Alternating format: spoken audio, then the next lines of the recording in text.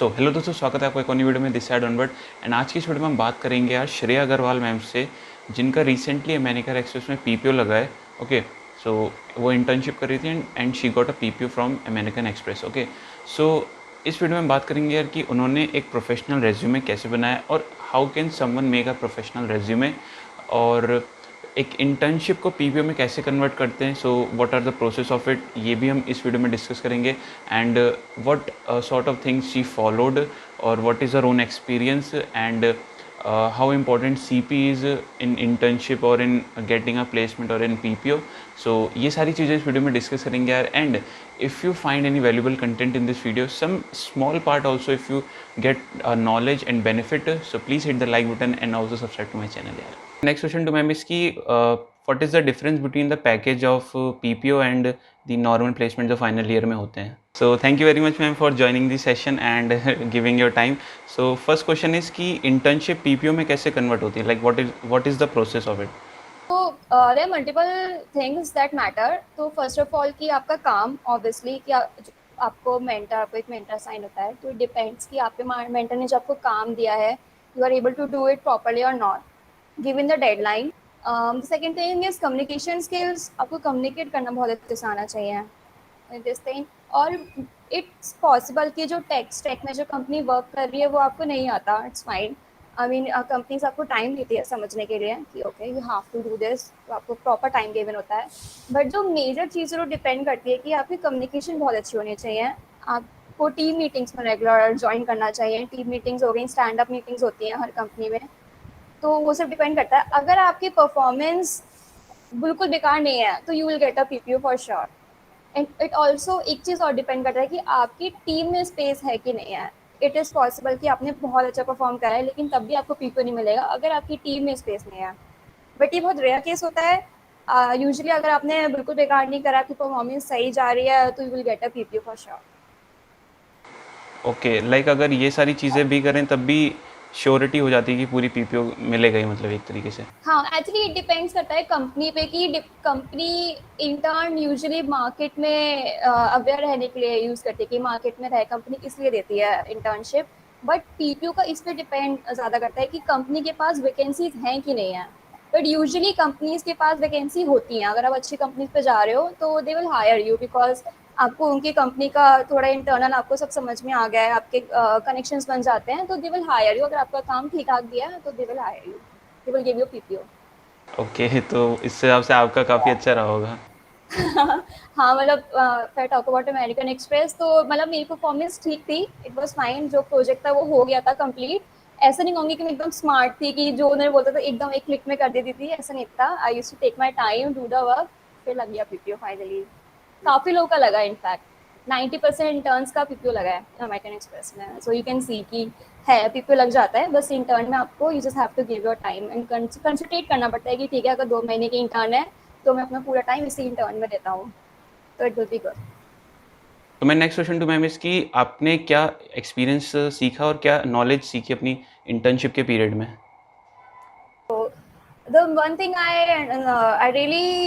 Really learn that कि code quality बहुत matter करती है।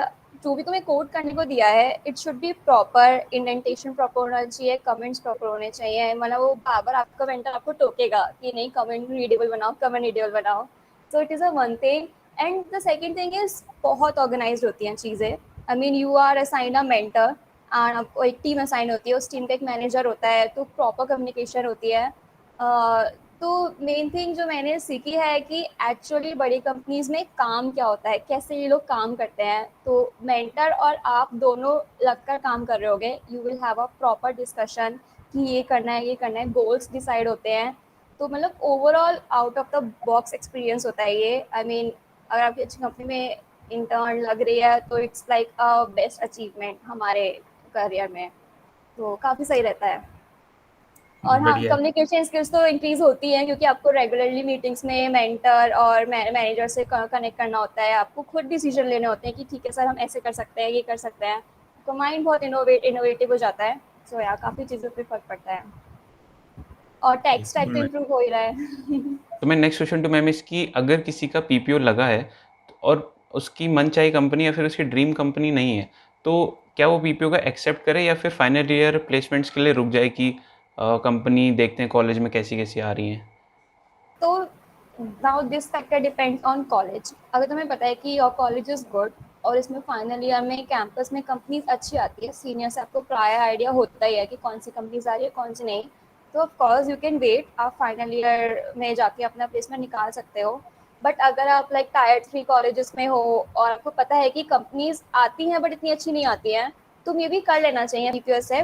बाद में आप 1 साल अपनी उस कंपनी में वर्क करके आप अपनी जो मनचाही कंपनी उसमें आप शिफ्ट हो सकते हो 1-2 साल के एक्सपीरियंस के बाद, ये भी पॉसिबिलिटी है। बट इफ़ यू नो कि कॉलेज इज़ गुड और इससे बेटर कंपनीज और आपकी जो फेवरेट कंपनी है वो आनी है, तो आई थिंक आपको नहीं करना चाहिए, सिर्फ वेट कर लेना चाहिए, क्योंकि रिस्क तो लेना ही पड़ता है हर स्टेज ऑफ लाइफ में, तो ले लेना चाहिए मेरे according. So my next question to ma'am is कि what is the difference between the package of PPO and the normal placement जो final year में होते हैं? इतना कुछ फ़र्क नहीं होता है यूजुअली, मैंने आज तक नहीं सुना कि कोई डिफरेंस है पैकेज में। बट ये चीज़ रहती है कि अगर आपको पीपीओ मिला है तो फिर ऑब्वियसली आपके पास प्रायर इंटर्नशिप की नॉलेज है, तभी आपको पीपीओ मिला है। आपने इंटर्नशिप में थोड़े पैसे कमा रखे होते हैं, ये चीज़ होती है। And the thing is I mean, और जो सेकेंड चीज़ है कि आई मीन पैकेज का मैं कहूँगी नहीं है फ़र्क, क्योंकि जैसे मैं अपने अमेरिकन स्पेक्स की बात करूँ तो उन्होंने सबको सेम दे रखा है, जितनों को मैंने सुना है they have the same package. But एक फैक्टर होता है कि अगर आईआईटीज़ की और मैं बाकी कॉलेज में कंपेयर करूँ तो आईआईटीज़ में दे गिव हायर पैकेज, क्योंकि वहाँ पे डायरेक्ट प्लेसमेंट में आते हैं तो वो काफ़ी हायर पैकेज देते हैं usually comparison to other colleges और इंटर्न्स। तो वैसे फ़र्क नहीं है, कॉलेज फैक्टर होता है। अगर कॉलेज बेटर है तो इट्स पॉसिबल कि आपके कॉलेज को ज़्यादा पैकेज मिल रहा हो, डिपेंड्स ऑन कॉलेज। बट मैं अपने इसमें दूंगी तो मेरे टाइम पे जो टायर 3 और टायर 2 के कॉलेजेस हैं उन लोगों को सेम पैकेज मिले हैं। So my next question to ma'am is कि how important CP is कि CP कितनी important होती है? और internship as well as placement CV बहुत ज़्यादा इंपॉर्टेंट है, क्योंकि जो रिक्रूटमेंट प्रोसेस होता है, और इफ आप सीएस के स्टूडेंट्स हो, you are going for software developer engineering role या इनफैक्ट कोई भी रोल होता है, तो they will ask for your CP. आपके फर्स्ट ऑनलाइन टेस्ट से इंटरव्यू तक आपसे competitive programming and computer fundamentals इन्हीं दो पे पूछते हैं। बाकी सिचुएशंस एचआर राउंड वगैरह होता है उसमें सिचुएशंस वगैरह देते हैं, वो बात अलग है। बट बहुत ज़रूरी है competitive programming and data structures algorithm की नॉलेज होना, अगर आप कोई अच्छी कंपनी में बैठ रहे हो तो। यूजुअली स्टार्टअप्स भी आपकी सीपी मांग लेती हैं, बट ये रेयर होता है। स्टार्टअप्स में आपको आपके प्रोजेक्ट स्किल्स और टेक्निकल स्किल्स दिखानी पड़ती है। But if you are going to a good company या प्रोडक्ट बेस्ड कंपनी, तो पूरा उनका रिक्रूटमेंट प्रोसेस सीपी पे होता है। ऑनलाइन टेस्ट में आपको तो टेक्निकल क्वेश्चन और एप्टीट्यूड आते हैं। Coming to interview they will ask for computer fundamentals, और फिर आपसे कोडिंग के क्वेश्चन करवा के देख लेते हैं, स्क्रीन शेयर करवाएंगे and you have to do the coding question. CP is very important, इसको नेग्लेक्ट नहीं करना चाहिए। इट इज इम्पॉर्टेंट या एक्चुअली आपको साइड बाय साइड लेके चलना होता है। You have to develop good project, side by side अपनी सीपी भी अच्छे कर लो। और इंटरव्यू में क्वेश्चंस में क्या होते हैं ना, यूजुअली स्टैंडर्ड क्वेश्चंस पूछते हैं, लाइक डेटा स्ट्रक्चर एल्गोरिथम के स्टैंडर्ड क्वेश्चंस होते हैं, तो आप कंपनी वाइज प्रिपेयर कर सकते हो। लेकिन मैं कहूँगी अगर आपको पहले से सीपी की है प्रैक्टिस है आप, तो आपकी लॉजिकल थिंकिंग बहुत अच्छी हो जाती है, तो it give you an edge on the interviews. तो ये अच्छा रहता है, आप सीपी करते हुए चलो, मे बी इंटरेस्ट ना हो, बट आई थिंक आप फ्यू क्वेश्चन 1-2 क्वेश्चन रोज लगा लो तो इट विल बी फाइन।